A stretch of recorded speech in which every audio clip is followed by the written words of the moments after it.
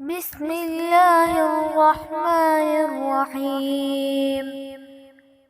يسبح لله ما في السماوات وما في الأرض الملك القدوس العزيز الحكيم. هو الذي بعث في الأميين رسولا منهم يتلو عليهم آياته ويزكيهم ويعلمهم الكتاب والحكمة وإن كانوا من قبل لفي ضلال مبين. وآخرين منهم لما يلحقوا بهم وهو العزيز الحكيم. ذلك فضل الله يؤتيه من يشاء والله ذو الفضل العظيم. مثل الذين حملوا التوراة ثم لم يحملوها كمثل الحمار يحمل أسفارا بئس مثل القوم الذين كذبوا بآيات الله والله لا يهدي القوم الظالمين.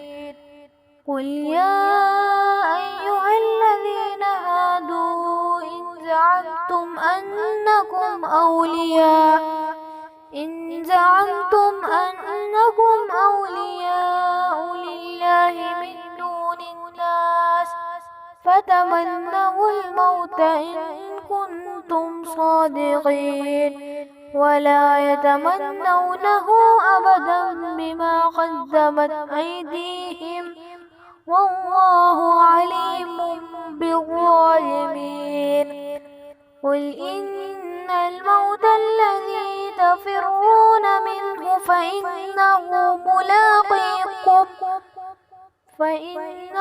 ملاقيكم ثم تردون إلى عالم الغيب والشهادة فينبئكم بما كنتم تعملون.